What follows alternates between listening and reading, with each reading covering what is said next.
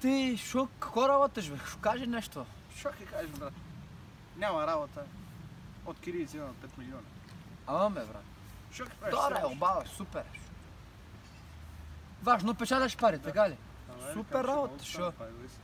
Да, бе, да. Това е то. Леле, да ви кажам нещо, шо найде! Абе, ще сатариш полиция, че доди тука пичка ти. Абе, вести! Айде, Айде, бе, слушай, вести за Македонията. Да, вести. Македония дължи на Светската банка 4000 милиона долара. Не е много, бе. 4 милиони долара. Шо е то?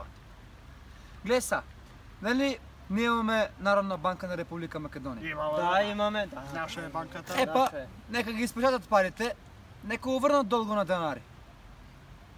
Що си има брат, връзка? Светската банка не е на денари, на долари. Че не трябва да го платиме дълго на долари, а не на денари. Що сте толкова смотани и двайцата, бе? Абе, нека изпечатат на денари, нека ги сменят парите на мерувачите на долари, нека го платят дълго. Що сте толкова смотани? Паметен е, бе.